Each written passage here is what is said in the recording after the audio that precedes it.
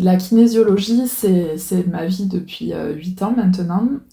Donc en fait, c'est pas arrivé dans ma vie par hasard. C'est-à-dire que moi, avant la kinésio, j'ai été agent immobilier, j'ai été conductrice de travaux en gros œuvres, j'ai été téléactrice pour vendre des programmes de défiscalisation en ligne. Bon bref, j'ai fait tout un tas de choses.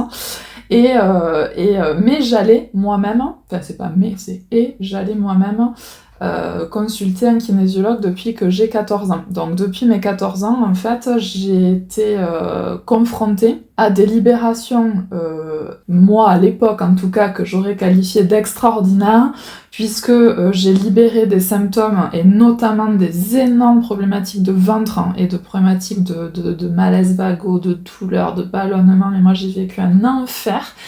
Et donc j'avais suivi toutes les méthodes traditionnelles possibles et inimaginables, et rien ne m'avait jamais libérée. Et mon kinésiologue, quand j'avais donc... alors j'ai démarré à 14 ans, mais mes problématiques de ventre, on a commencé à y travailler quand j'avais 18-19 ans, ça a été radical. Donc si vous voulez, j'ai été rapidement confrontée dans ma vie à la mécanique de la cause. C'est-à-dire... quand j'ai une problématique, qu'elle soit physique, qu'elle soit psychique, qu'elle soit émotionnelle, qu'elle soit relationnelle, peu importe, au lieu de me lancer à corps perdu dans une bataille en essayant à tout prix de combattre ce qui m'arrive, eh bien en fait je vais poser mes fesses et je vais me demander pourquoi. Pourquoi ça apparaît? Pourquoi maintenant? Pourquoi là? Pourquoi au genou et pas à l'épaule? Pourquoi à la tête et pas au pied? Pourquoi au gauche et pas au droit? Bon, ça a été mon parcours en tant que patiente. Et puis un jour donc je deviens kinésiologue de façon fortuite, puisque mon kinésiologue à moi est parti à la retraite chercher quelqu'un pour le remplacer, et donc la lumière s'allume à ce moment-là, et je lui demande s'il serait d'accord pour me former et pour me transmettre sa patientèle. Bon, il éclate de rire et il me dit qu'il savait depuis le début que ce serait moi qui reprendrais. Bon, donc nous voilà dans l'aventure de la kinésio. Donc la kinésiologie, pour ceux qui ne connaissent pas, c'est la capacité pour une personne de pouvoir tester le corps d'un patient par des mécaniques de test, musculaire ou tissulaire, et de faire remonter de l'information, en fait. Donc, pendant des années, j'ai appréhendé le fait que si je libère une information qui cherche à s'exprimer par le biais d'un symptôme, et qu'ensuite j'équilibre le corps de mon patient par différentes techniques, voilà, ça c'est propre à la kinésiologie, eh bien, les choses se libèrent. Alors, je vous donne un exemple concret. Un jour, j'ai un patient qui vient me voir avec son cou paralysé, donc des années de paralysie au niveau donc du rachis cervical, le cou. Il est allé voir des micro-kinés, des ostéopathes, des kinés, IRM, médecins, spécialistes en tout genre. Personne ne comprend pourquoi il est paralysé. Bon, il viendra au cabinet un jour et je lui explique, par le biais donc de ces fameux tests musculaires, que tout s'est déclenché au moment de ce que je fais remonter, c'est les vacances. Et il me dit, oui, c'est vrai, c'est bien au moment où j'étais en vacances à Paris que tout s'est déclenché. Et en fait, je fais remonter une mémoire qui ne lui appartenait pas du tout. C'était une mémoire qu'on est allé donc faire remonter de son système cellulaire. Donc si ça vous intéresse, cette partie-là, elle est consultable et disponible sur le site Marine Chapeau, kinésiologie. Donc je vais pas trop m'étendre sur les moyens de faire remonter l'information, mais en tout cas, l'information remonte, et en fait c'était une information qui remontait à son arrière-grand-père qui avait vécu en fait enfin c'est très ancien, bon ça fait un peu bizarre d'ailleurs de parler de ça, mais qui avait vécu une exécution à Paris. Et donc, mon patient, en repassant à l'endroit, ou en tout cas dans la résonance de cette mémoire-là, la mémoire s'est réveillée, et donc il se retrouve paralysé du coup. Bon, le monsieur, peut-être comme vous d'ailleurs devant l'écran, très sceptique, me regarde avec des grands yeux, me dit « Non mais vous plaisantez ?» Je dis « Non, voilà, en tout cas c'est ce qui remonte. » Et donc, je libère ces tissus, donc cou, etc. Et la personne s'en va. et je reçois un message une semaine après. J'oublierai jamais ce message d'ailleurs, ça m'a transpercé, magnifique, hein, où son cou s'est complètement libéré. Et donc lui, bon, qui était et qui reste, je pense, complètement sceptique, s'est retrouvé en tout cas libéré. Donc la kinésio, moi, c'est quelque chose, c'est une vraie passion, je pourrais être blasée, hein, vraiment, hein, parce que des patients j'en ai, ça fait 8 ans, mais non, mais je suis toujours aussi émerveillée de voir ce que c'est capable de faire. Et un jour, il y a 4 ans et demi maintenant, j'accouche de ma fille. Et ce jour-là, je tombe en dépression profonde, alors une dépression postpartum phénoménale, où je ne peux plus compter, je ne peux plus lire, je ne peux plus sortir de chez moi. Moi qui suis... un rayon de soleil depuis que j'ai 2 ans, qui parle à tout le monde, je ne peux plus parler avec personne, je ne peux plus aller faire mes courses, un enfer. Je fais donc venir tous les kinésiologues que je connais, en l'occurrence 3 excellents kinésiologues chez moi, parce que je pouvais plus me déplacer pour donc faire ce que je sais qu'il faut faire, et ça ne m'aide pas. Mais alors, pas du tout. Je fais pas un millimètre d'avancée.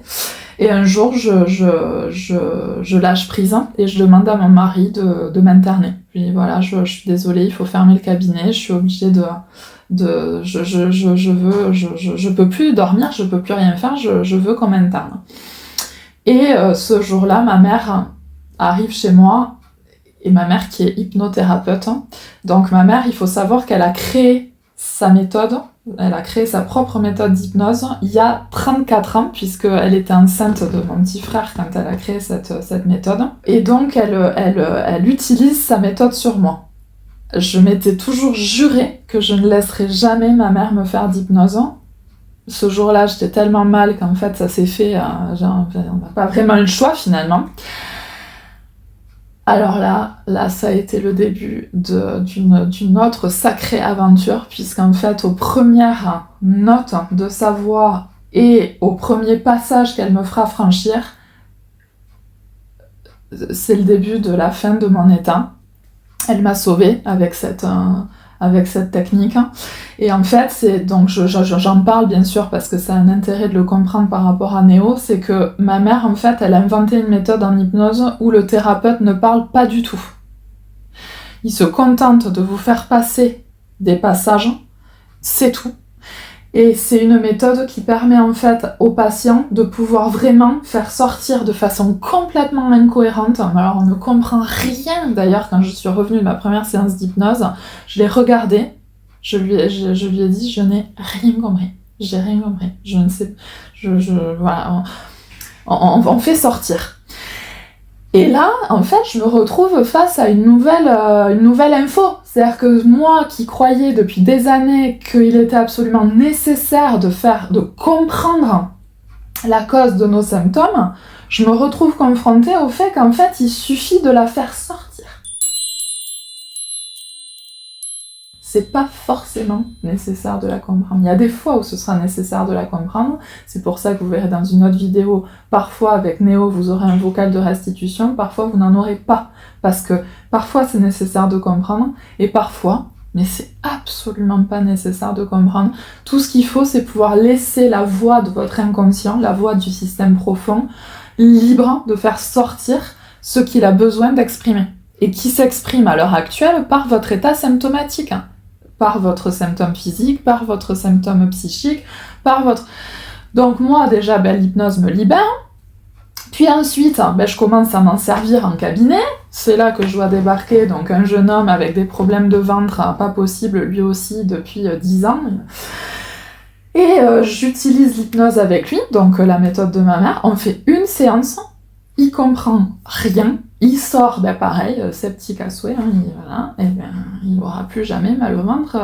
Ça fait maintenant 1 an et demi qu'il est venu, je le sais parce que c'est une connaissance, donc je sais que ça fait 1 an et demi, donc il n'a plus du tout de problématique. Donc, l'hypnose, voilà, je vais faire des dizaines et des dizaines et des dizaines de séances d'hypnose en plus de mes séances de kinésio, puisque finalement je finirai par mixer les deux en cabinet. Et à force de faire des séances d'hypnose et de recevoir cette espèce de dialogue très brut de l'inconscient, c'est très brut parce que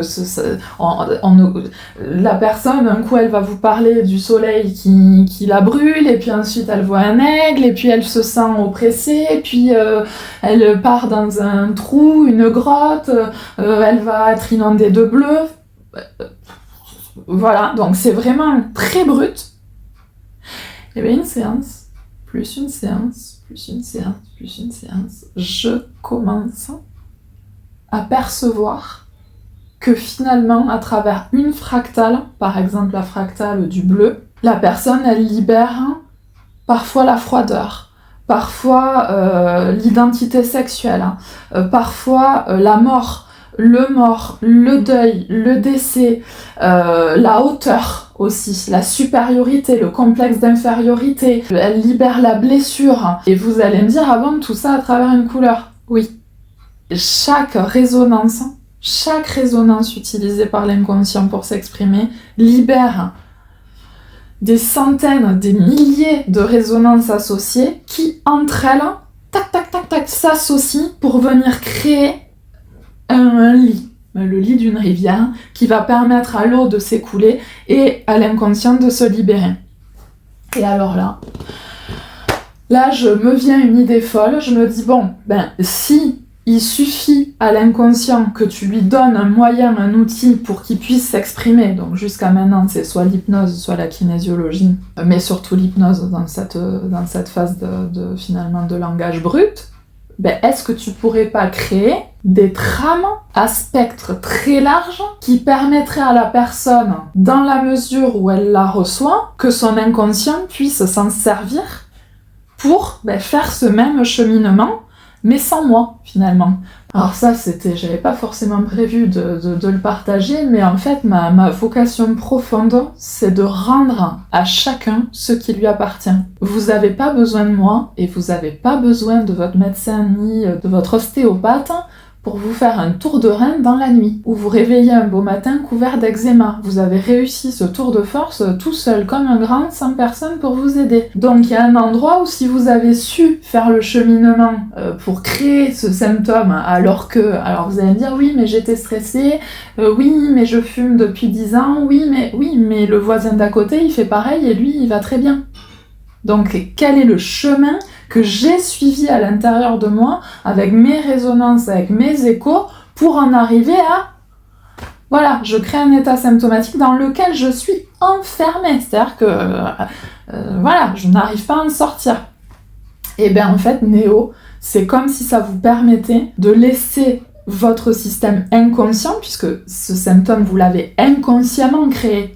C'est comme votre cœur ou votre poumon, il respire, votre cœur il bat, sans que vous ayez besoin consciemment de créer votre respiration ou votre cœur qui bat. Ça se fait tout seul par le biais d'informations génétiques et par le biais de l'eau qui circule en vous, ça c'est encore autre chose, qui fait que ça s'exprime. Et bien un symptôme, c'est pareil qu'un battement de cœur ou votre poumon qui respire, sauf que c'est quelque chose d'indésirable, c'est-à-dire c'est le fruit d'une mécanique dysfonctionnante. Bon, mais qui vient quand même de votre système inconscient. En fait, on lui rend les rênes, libérer le chemin qu'il a emprunté, les résonances avec sûrement vos blessures, vos conditionnements, vos traumas, etc. Et donc Néo, finalement, alors le son jusqu'à aujourd'hui, c'est déjà vachement connu, le son. On utilise en thérapie par la fréquence sonore, avec les fréquences vibratoires, par la vibration, par le rythme. Ça c'est le côté chamanique du son, les tambours, les rythmes, les intonations, les voix plus ou moins gutturales. Donc le son, il est utilisé jusqu'à présent beaucoup dans ces dimensions-là. La dimension que propose Néo, c'est la suggestologie sonore. Alors ce terme, figurez-vous que, pareil, c'est extraordinaire. J'ai compris ce que je faisais 6 mois plus tard en tombant sur le mémoire de mon papa, qui était donc orthophoniste spécialisé en neurologie. Et donc il avait été maître de mémoire sur un mémoire qui parle justement de l'impact de la musique sur les hémisphères droit et gauche du cerveau. Et donc en fait, Néo, c'est de la suggestion sonore. On va suggérer Mais ce n'est qu'une suggestion, c'est-à-dire qu'on n'impose pas, hein, c'est pas, on vous enferme pas dans une case. Si on suggère une fractale qui va permettre à votre inconscient d'aller trouver lui, à quel endroit pour lui ça vient résonner avec le symptôme que vous cherchez à libérer, et suggestion après suggestion, c'est ce que disait Romain sur les premières vidéos, c'est comme un film, mais enfin, il faut les écouter pour comprendre ce que c'est en fait ces musiques, mais parce que ça n'existe tellement pas que pour l'expliquer c'est un peu compliqué. Et on se laisse guider et finalement l'inconscient fait tout le travail. C'est un projet assez extraordinaire.